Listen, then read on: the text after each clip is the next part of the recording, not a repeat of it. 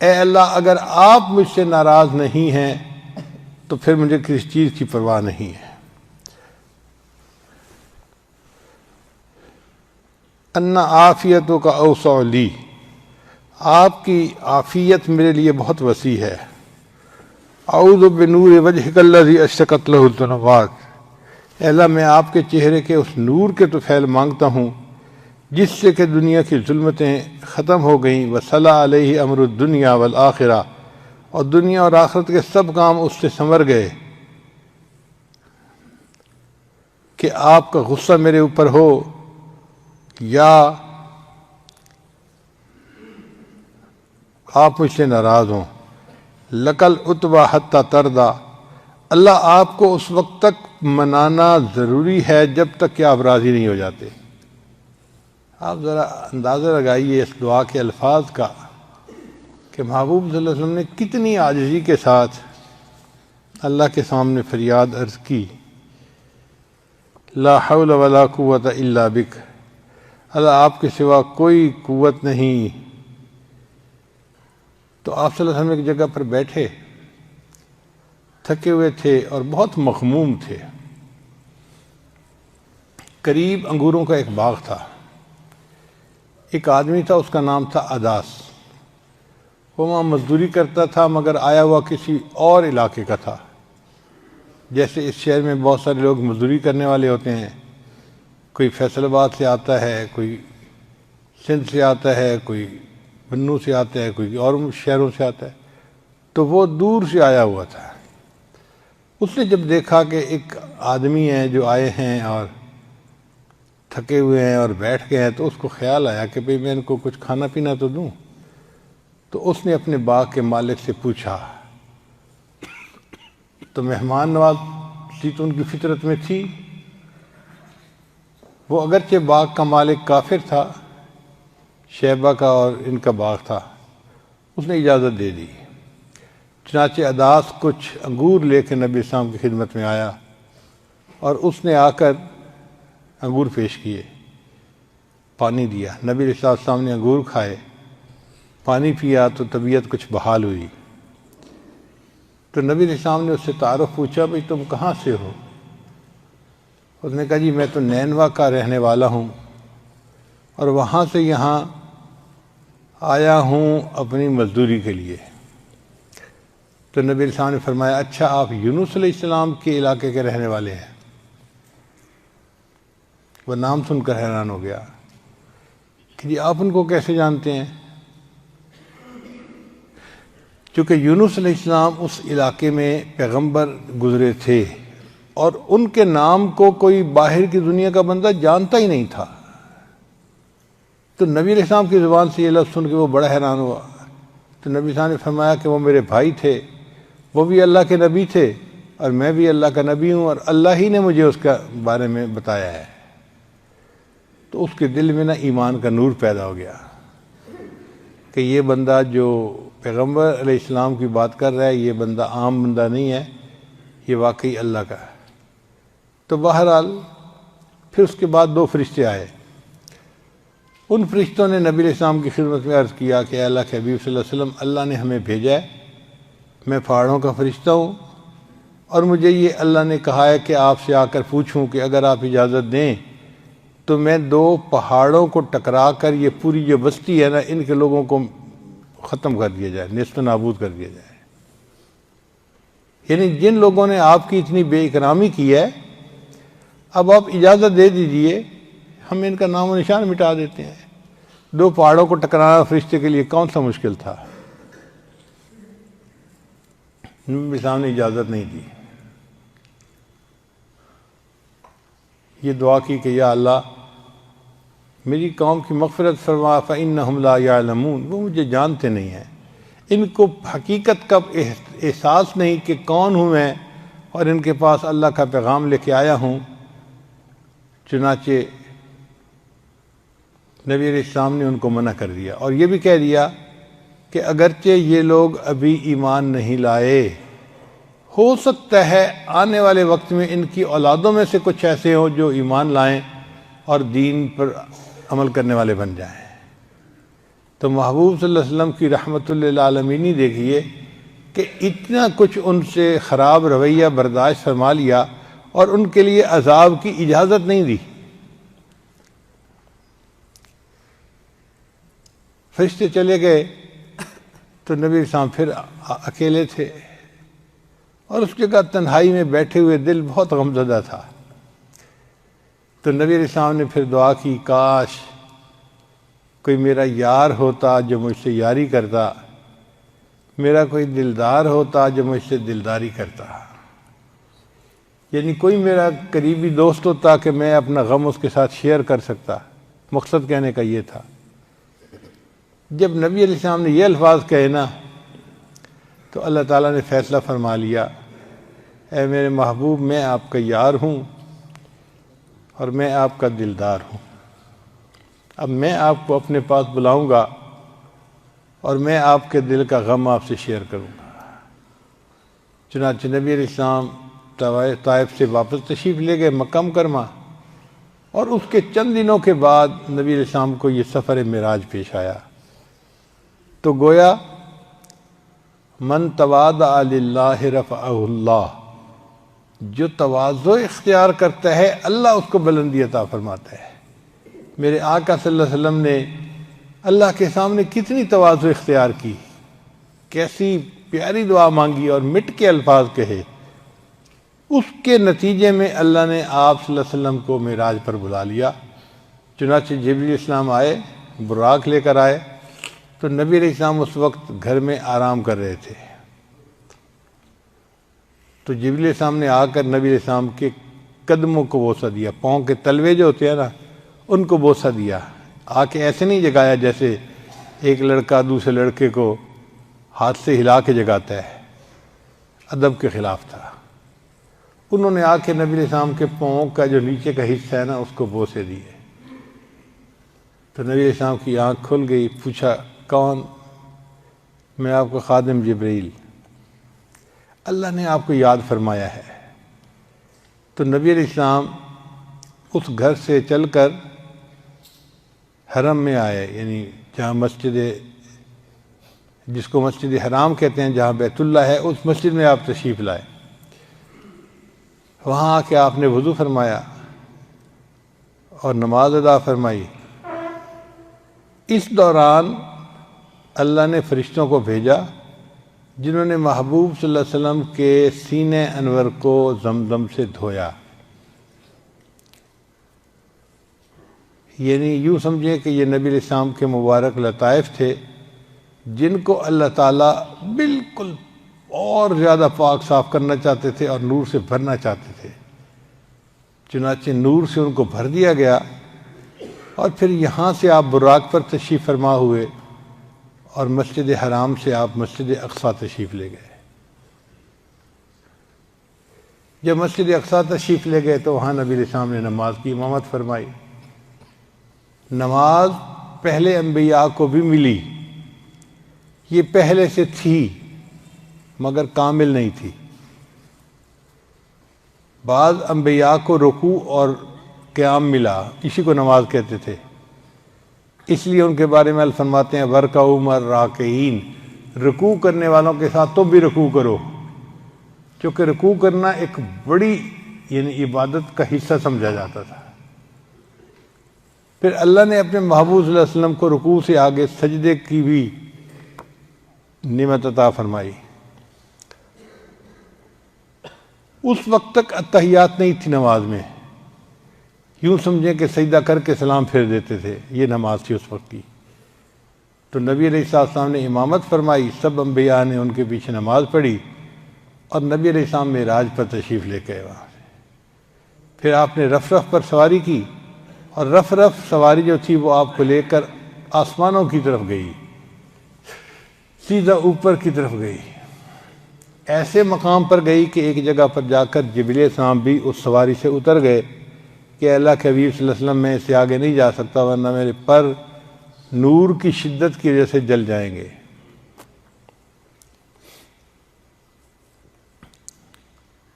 پھر اس سے اللہ کے نبی صلی اللہ علیہ وسلم آگے اکیلے تشریف لے گئے۔ ثم دنا فتدلی، فَكَانَ قَابَ قَوْسَيْنِ أَوْ أَدْنَىٰ۔ اللہ فرماتے ہیں کہ وہ اتنا اللہ کے قریب ہو گئے کہ جیسے ایک کمان ہوتی ہے نا، یوں اس کے دو سرے قریب ہوتے ہیں، وہ جو کمان کے دو سرے ہیں اتنا قریب ہو گئے بلکہ اس سے بھی زیادہ قریب ہو گئے۔ اللہ اکبر کبیرہ۔ اللہ نے اپنے پیارے محبوب صلی اللہ علیہ وسلم کو کتنا قرب عطا کیا۔ پھر اس کے بعد اللہ نے اپنے محبوب سے باتیں کی، فَأَوْحَىٰ إِلَىٰ عَبْدِهِ مَا أَوْحَىٰ۔ اللہ نے وحی کی اپنے محبوب کی طرف جو چاہا وحی کی، اور اس راز کو کوئی نہیں جانتا، اللہ جانتے ہیں یا ان کے محبوب صلی اللہ علیہ وسلم جانتے ہیں۔ تاہم اتنا ضرور ہے عزیز طلباء کہ جب نبی علیہ السلام اللہ کے سامنے تشریف لے گئے، حاضر ہوئے، تو نبی علیہ السلام نے یہ الفاظ کہے، التحیات للہ والصلوات والطیبات۔ ان تینوں الفاظ سے اللہ کی حمد بیان ہوتی ہے، تعریف ہوتی ہے۔ التحیات، زبان سے جو تعریفیں کی جاتی ہیں ان کو التحیات کہتے ہیں۔ والصلوات، جو بدن سے عبادت کی جاتی ہے اس کو صلوات کہتے ہیں۔ والطیبات، اور جو مال خرچ کیا جاتا ہے اللہ کے راستے میں اس کو طیبات کہتے ہیں۔ تو نبی علیہ السلام نے جا کر تین باتیں کہیں کہ اے اللہ، جو قولی عبادتیں ہیں یا بدنی عبادتیں ہیں یا مالی عبادتیں ہیں وہ ساری کی ساری آپ ہی کے لیے ہیں، آپ کو سجدی ہیں اور یہ سب عبادتیں آپ کے لیے۔ التحیات للہ والصلوات والطیبات۔ اب یہاں پر طالب علم کے ذہن میں سوال پیدا ہوتا ہے کہ نبی علیہ السلام نے سلام کیوں نہیں کیا؟ حالانکہ شریعت تو یہ کہتی ہے کہ جب کوئی دو بندے ملیں، افشوا السلام بینکم، تم سلام کو اور زیادہ پھیلاؤ اور ایک دوسرے کو سلام کرو۔ تو نبی علیہ السلام نے سلام کیوں نہیں کیا؟ علماء نے اس کی وجہ لکھی کہ دیکھیں، دو بندے جب ملتے ہیں نا تو ایک دوسرے کو سلام کرتا ہے، سلام دعا ہے، السلام علیکم، آپ کے اوپر سلامتی ہو، یعنی اللہ آپ کو پریشانیوں سے، مصیبتوں سے محفوظ کرے اور آپ ہر پریشانی سے سلامت رہیں، یہ السلام علیکم کا معنی ہوتا ہے، ہم دعا دے رہے ہوتے ہیں۔ تو نبی علیہ السلام نے السلام علیکم اس لیے نہیں کہا کہ اللہ تعالیٰ تو سلام ہے، خود سلام ہے، ان کا نام ہے السلام، اس کو کوئی پریشانی نہیں، کوئی مصیبت نہیں، لہذا یہ دعا اللہ کے حق میں دی نہیں جا سکتی تھی۔ تو بس ایک ہی بات تھی کہ نبی علیہ السلام نے جا کر اللہ کی تعریف کی، اے اللہ، قولی عبادتیں، بدنی عبادتیں اور مالی عبادتیں، تینوں قسم کی جو عبادتیں ہیں ان کے حقدار آپ ہیں، آپ ہی کو وہ سجدتی ہیں اور یہ سب آپ کے لیے ہیں۔ تو اللہ تعالیٰ نے اس کے جواب میں تین ہی الفاظ کہے، السلام علیک ایھا النبی ورحمۃ اللہ وبرکاتہ۔ اے نبی صلی اللہ علیہ وسلم، آپ کے اوپر سلامتی ہو، چونکہ آپ صلی اللہ علیہ وسلم تو مخلوق تھے نا اور اللہ کے نبی تھے، انسان تھے، تو آپ کو تو سلامتی کی ضرورت تھی۔ تو اللہ نے فرمایا السلام علیک ایھا النبی ورحمۃ اللہ وبرکاتہ، اور اللہ کی رحمتیں ہوں اور اللہ کی برکتیں ہوں۔ اب اس کے آگے بعض محدثین فرماتے ہیں کہ نبی علیہ السلام نے اپنی امت کو بھی اس دعا میں شامل کیا اور جواب میں یوں کہا، السلام علینا وعلی عباد اللہ الصالحین، ہم پر بھی سلامتی ہو اور جتنے نیک بندے آئیں گے ان پر بھی سلامتی ہو۔ اور بعض کہتے ہیں محدثین کہ نہیں، فرشتوں نے یہ الفاظ کہے۔ تو بہرحال جو بھی تھے، جواب میں یہ الفاظ بھی کہے گئے۔ اب یہ گفتگو تھی جو محبوب کی اللہ رب العزت سے عرش کے اوپر ہوئی، اور اس کو اللہ نے ہماری التحیات کا حصہ بنا دیا اور التحیات کو ہماری نماز کا حصہ بنا دیا۔ اللہ اکبر کبیرہ۔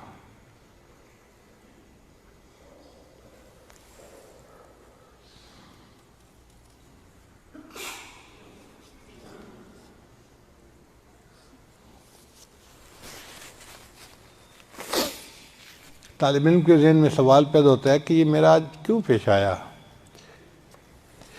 اللہ تعالیٰ اپنے محبوب صلی اللہ علیہ وسلم کا دل خوش کرنا چاہتے تھے کہ محبوب صلی اللہ علیہ وسلم آپ کا دل غمزدہ ہے، آپ میرے پاس تشریف لائیں، میں آپ کو جنتوں کی سیر کرواؤں، عرشوں کی سیر کرواؤں، اور میں آپ کو بتاؤں کہ میرے پاس آپ کا مقام کیا ہے۔ یہ تو بے قدر لوگ ہیں، جاہل لوگ ہیں، ان کو کیا پتہ، ان سے کیا گلہ کرنا۔ تو اللہ نے اس لیے بلا لیا۔ اب سوال پیدا ہوتا ہے کہ پھر انبیاء وہاں کیوں موجود تھے؟ اس میں بھی حکمت ہے کہ اللہ نے اپنے انبیاء سے وعدہ لیا تھا پہلے سے ہی۔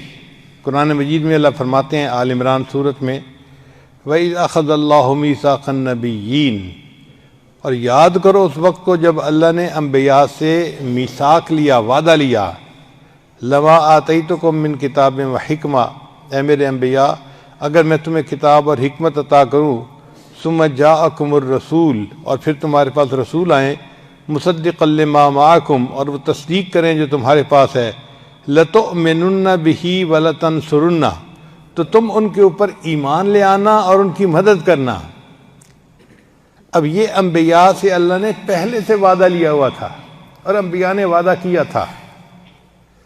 قال اقررتم، اللہ نے فرمایا کیا آپ اس بات کا اقرار کرتے ہیں، واخذتم علی ذالکم اسری، اور میں اس کے اوپر تم سے عہد لیتا ہوں۔ قالوا، انہوں نے جواب دیا، اقررنا، اے اللہ ہم نے اس بات کا اقرار کیا کہ ہم اپنے محبوب پر ایمان بھی لائیں گے اور ان کی مدد بھی کریں گے۔ قال فاشهدوا وانا معکم من الشاہدین، اللہ نے فرمایا اچھا میرے انبیاء تم بھی گواہ رہنا، میں بھی اس کے اوپر گواہ ہوں۔ اب اللہ نے یہ وعدہ لے لیا تھا انبیاء سے، تو نبی علیہ السلام تو دنیا میں سب سے آخر پہ تشریف لائے۔ اب اس عہد کو پورا کرنے کا موقع اور کیا ہو سکتا تھا؟ کوئی ہو ہی نہیں سکتا تھا۔ اللہ نے احسان فرمایا کہ جب نبی علیہ السلام معراج پر تشریف لے جا رہے تھے تو اس وقت انبیاء کی روحوں کو ایک جگہ پر اکٹھا فرما دیا، اور نبی علیہ السلام کو وہاں لے گئے اللہ، تو انبیاء کو نبی علیہ السلام کی زیارت کا بھی موقع نصیب ہو گیا، اور نبی علیہ السلام کی نبوت کو تسلیم کرنے کا بھی موقع نصیب ہو گیا، چنانچہ انہوں نے نبی علیہ السلام کے پیچھے نماز ادا کی۔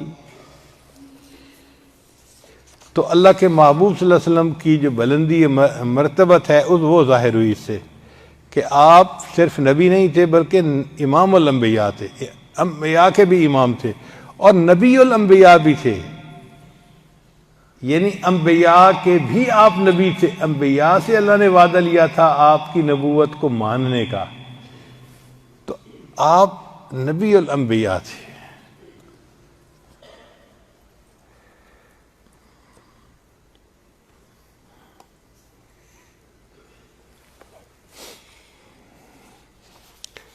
عزیز طلباء، ایک مثال پہ ذرا غور کرنا۔ کوئی بندہ مجھے ملتا ہے نا راستے میں، ناواقف ہوتا ہے یا انجان ہوتا ہے، کہتا ہے جی میں آپ سے ملنا چاہتا ہوں۔ میں کہتا ہوں بھائی فلاں جگہ پر گھر ہے، مسجد ہے، آپ آ جانا، میں آپ سے ملاقات کر لوں گا۔ تو میں اس کو بلا لیتا ہوں کہ آپ آ جانا، میں آپ سے ملاقات کروں گا۔ لیکن اگر میں جا رہا ہوں اور مجھے کوئی اپنا بہت قریبی دوست ملے، اس سے دور کی رشتہ داری بھی تھی، بچپن کا کلاس فیلو بھی تھا، بہت قریبی تھا، اور کئی سالوں بعد وہ مجھے ملا، تو اس کو میں پتہ نہیں بتا دیتا کہ بھئی فلان جگہ ملنے کے لیے آ جانا ہے۔ میں کہتا ہوں بھئی آؤ میری گاڑی میں بیٹھو، میں آپ کو اپنے گھر لے جاتا ہوں۔ تو ایک بندے کو آنے کے لیے پتہ بتا دیا اور دوسرے بندے کو خود اپنی گاڑی میں بٹھا کے گھر لے کے آئے۔ ہے نا فرق دونوں میں؟ وجہ کیا تھی کہ جو پہلا تھا وہ مرید تھا، اس کو ارادت تھی، اس کو کام تھا، اور یہ جو دوسرا بندہ تھا نا یہ مراد تھا، یہ محبوب تھا، اس کو ساتھ بٹھا کے لے آئے۔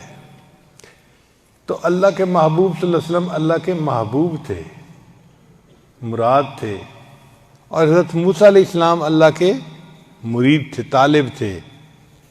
تو موسیٰ علیہ السلام اللہ سے ملاقات کرنا چاہتے تھے، اللہ نے فرمایا وَلَمَّا جَاءَ مُوسَىٰ لِمِيقَاتِنَا، جب آئے موسیٰ علیہ السلام ہماری ملاقات کے لیے،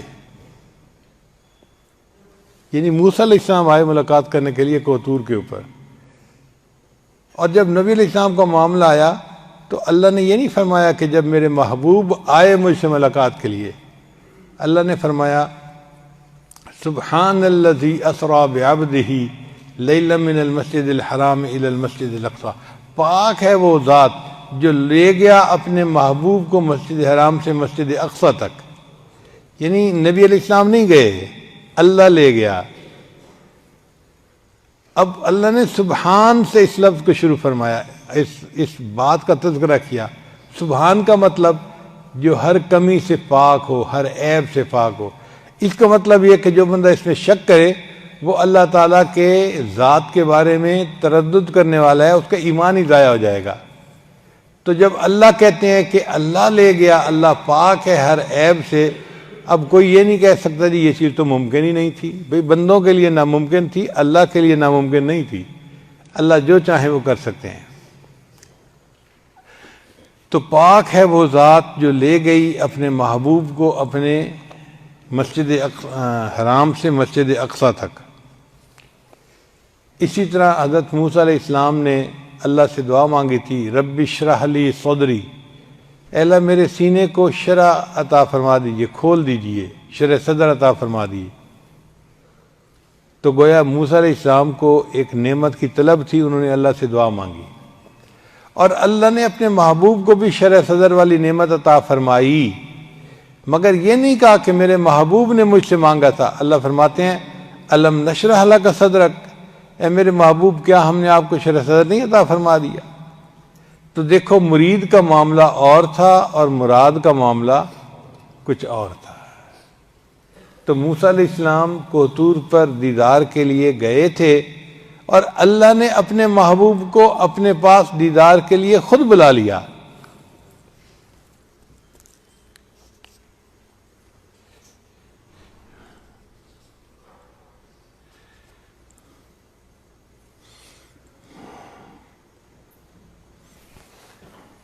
چنانچہ کچھ لوگ ایسے بھی ہیں کہ جو کہتے ہیں جی کہ نبی علیہ السلام کو جسمانی معراج نصیب نہیں ہوا،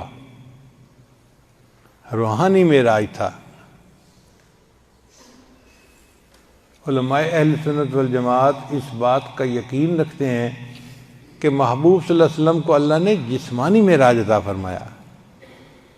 بھئی روحانی معراج عطا ہونا تھا اور ایک تجلی پڑھنی تھی تو پھر عرشوں پر بلانے کی کیا ضرورت تھی؟ جیسے اللہ نے موسیٰ علیہ السلام کے لیے کوہ طور پر تجلی ڈال دی تھی، تو اللہ اپنے محبوب کے لیے جبل نور پہ بھی تجلی ڈال سکتے تھے۔ جبل نور کو کوہ طور بنا دینا کون سا مشکل تھا اللہ کے لیے؟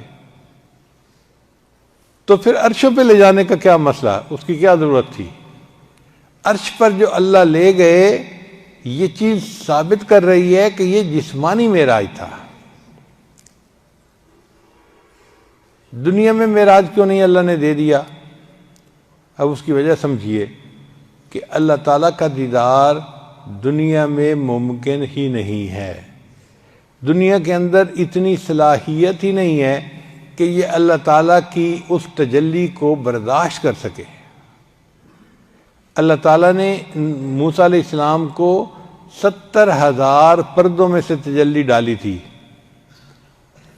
70,000 پردوں سے تجلی ڈالی تھی۔ فلما تجلی ربہ جعلہ دکا وخر موسیٰ صعقا، اور وہ پہاڑ جو تھا نا جس پر تجلی پڑی تھی وہ جل کر کوئلہ بن گیا تھا، اور موسیٰ علیہ السلام بے ہوش ہو گئے۔ اس کا مطلب یہ کہ دنیا اللہ کی تجلی کو برداشت کرنے کی صلاحیت ہی نہیں رکھتی۔ یہ بات سمجھ گئے؟ اب اللہ تعالیٰ تو پردوں کے بغیر اپنے محبوب کو اپنا جلوہ دکھانا چاہتے تھے، تو وہ چیز تو دنیا میں ممکن ہی نہیں ہے۔ اسی کو تو حضرت مجذوب رحمۃ اللہ نے فرمایا، نہیں کرتے وہ وعدہ دید کا حشر سے پہلے، نہیں کرتے وہ وعدہ دید کا حشر سے پہلے، دل بیتاب کی ضد ہے ابھی ہوتی یہیں ہوتی۔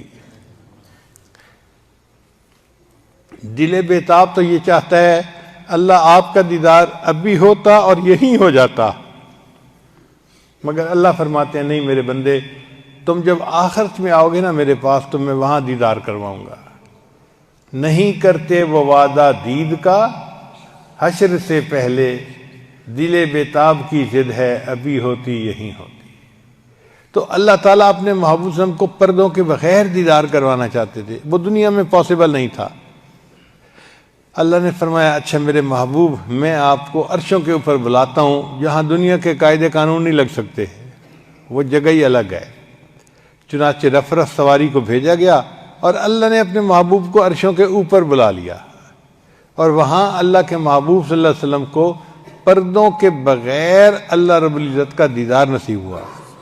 یہ نعمت وہ ہے جو مومن کو جنت میں نصیب ہوگی، اور اللہ نے اپنے محبوب صلی اللہ علیہ وسلم کو یہ دنیا میں ہی اپنے پاس بلا کر عطا کر دی. اس کی مثال یوں سمجھیں کہ جیسے جنتی ہونے کا پتہ قیامت کے دن ہر مومن کو چلے گا، لیکن کچھ ایسے بھی صحابہ تھے کہ جن کو جنتی ہونے کی بشارت اللہ نے دنیا میں عطا فرما دی اپنے محبوب کی زبان سے، تو ان کو عشرہ مبشرہ کہتے ہیں. 10 صحابی ایسے تھے کہ جن کو دنیا میں اللہ کے محبوب نے جنتی ہونے کی بشارت عطا فرما دی تھی، تو ان کو اللہ نے دنیا میں جنت کی بشارت عطا فرما دی، اور باقی لوگوں کو قیامت کے دن بشارت ملے گی. اسی طرح باقی لوگوں کو قیامت کے دن اللہ کا دیدار ہوگا، باقی انبیاء کو بھی قیامت کے دن اللہ کا دیدار ہوگا. اور اپنے محبوب کو اللہ نے دنیا کی زندگی میں اپنے پاس بلا کر اپنا دیدار عطا فرما دیا. حکمت کیا تھی اس میں؟ حکمت یہ تھی کہ جتنے انبیاء دنیا میں تشریف لائے وہ سارے اللہ کے وجود کی گواہی دیتے تھے، مگر بن دیکھے دیتے تھے. یعنی سنی سنائی بات تھی. لا الہ الا اللہ، اس کو کیا کہتے ہیں؟ نفی اثبات. کیا کہتے ہیں؟ لا الہ نفی کو کہتے ہیں، اور الا اللہ اس بات کو کہتے ہیں کہ کوئی معبود نہیں سوائے اللہ کے. تو جتنے انبیاء نے یہ گواہی دی سب نے بن دیکھے دی، اللہ کو کسی نے نہیں دیکھا، سنی سنائی بات ہے. وہ جانتے تھے کہ اللہ کو کوئی نہیں دیکھ سکتا، مگر انہوں نے ایمان کی وجہ سے گواہی دی. ان کی گواہی بڑی معتبر. ایک بندہ سنی سنائی بات پہ گواہی دیتا ہے تو وہ گواہی مضبوط ہوتی ہے، اور ایک بندہ اس چیز کو دیکھ کے آتا ہے پھر گواہی دیتا ہے تو یہ گواہی اثبت ہوتی ہے، اس سے بھی زیادہ مضبوط ہوتی ہے. اس کی مثال یوں سمجھیں کہ آپ میں سے کئی لوگ ہیں کہیں گے جی امریکہ ہے امریکہ ہے امریکہ ہے، مگر یہ سنی سنائی باتیں ہوں گی، لوگوں سے سنی ہیں، ٹی وی پہ سنی ہے، اخباروں میں پڑھا ہے، سنی سنائی بات ہے. اب مجھے اللہ نے وہاں جانے کی توفیق عطا فرمائی تو میں اس کو دیکھ کے آیا ہوں. اب میں آپ کے سامنے اگر گواہی دوں کہ بھئی امریکہ ایک ملک ہے اور اس کا ایئرپورٹ نیو یارک ایسا ہے، واشنگٹن ایسا ہے، فلاں ایسا ہے، تو میری گواہی اور اس بندے کی گواہی میں زمین آسمان کا فرق ہوگا. اس بندے کی گواہی سنی سنائی اور میری گواہی دیکھی دکھائی. بات سمجھ آ گئی نا؟ اس کو کہتے ہیں لیس الخبر کالمعائنۃ، کہ جو خبر ہوتی ہے نا وہ مشاہدے کی طرح نہیں بن سکتی. سن کے بات کرنا اور چیز ہوتی ہے، دیکھ کے بات کرنا اور چیز ہوتی ہے. تو باقی سب انبیاء کا جو ایمان تھا وہ خبر کا تھا، اور میرے آقا صلی اللہ علیہ وسلم کا جو ایمان تھا وہ معائنے کا اور مشاہدے کا ایمان تھا. تو محبوب صلی اللہ علیہ وسلم کی بلندی درجات کا پتہ چلتا ہے کہ دنیا میں اللہ نے محبوب کو وہ نعمت عطا فرمائی جو باقی انبیاء کو بھی آخرت میں جا کر ملے گی. تو محبوب صلی اللہ علیہ وسلم کی فضیلت ثابت ہو گئی.